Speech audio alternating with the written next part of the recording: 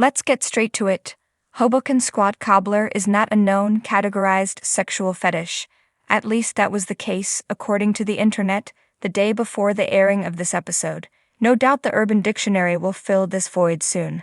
For now, it's safe to say that Jimmy McGill invented the term as he improvised an alibi before a pair of skeptical Albuquerque detectives, which suggests I am wrong to think Saul Goodman has yet to show up in Better Call Saul, because what we witnessed here was Saul at his finest, a man lying with a magnificent fluency on behalf of a criminal.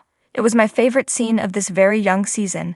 I particularly loved the notion that as convincing as Jimmy was, the cops apparently ended the interview less than fully persuaded that a lover's spat, and the aforementioned fetish explained the home robbery of Daniel Wormold, the world's most irritating naff.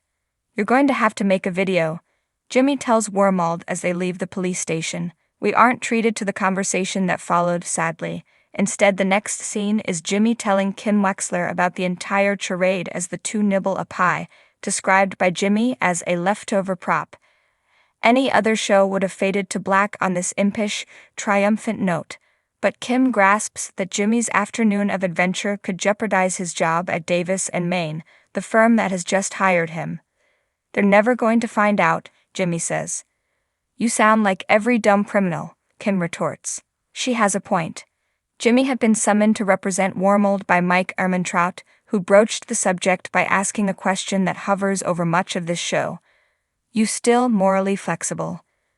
Given his flexibility, one is tempted to say that joining Davis and Main was a mistake, that Jimmy is now as out of place as a carnivore at a salad bar. But there are always shades of gray in the universe as imagined by Vince Gilligan and Peter Gould, the show's creators. When we watch Jimmy as a legit lawyer, he is superb.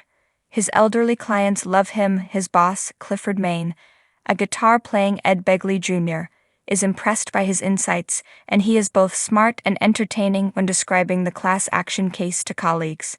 For now, Jimmy has a permanent address in the realm of respectability and is also ready for piecework in the netherworld. He is ambidextrous, morally speaking. My hunch is this season will track his efforts to live on both sides of a line that he surely can't straddle for long. It's also safe to assume that Chuck McGill will try hard to make Jimmy's equipoise impossible.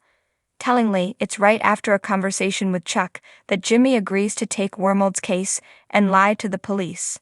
When Chuck learns early in the episode that Jimmy has a partner-track job at Davis and Main, he can hardly control his rage. In case we missed it, we are treated to the sort of slow-burn glower usually found only among riled Iagos in productions of Othello.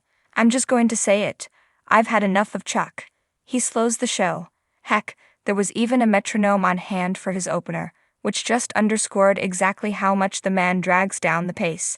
Plus, I prefer the Breaking Bad model, which largely stuck to one villain per season. I know.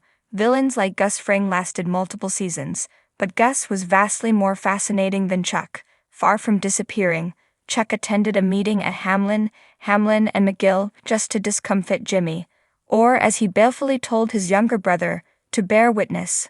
But must we bear witness to Chuck's witness-bearing? I can't foresee much fun in it. I was much more entertained by Mike's visit to A to Z Fine Upholstery, a shop where Nacho Varga has a day job working for his father. Mike has come to persuade Nacho to return Wormold's baseball cards, which Nacho stole from Wormold's home, along with some drug deal cash.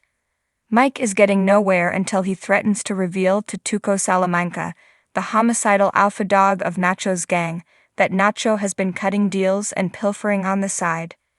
That does the trick. All that's left is an exchange. Nacho hands over the baseball cards, Wormold hands over that preposterous Hummer, which is headed to the chop shop. "Looks like a school bus for 6-year-old pimps," Nacho sniffs, refusing to even drive the vehicle away. "Well put, sir. A to Z Fine Upholstery is a legit business, run by a scrupulous man.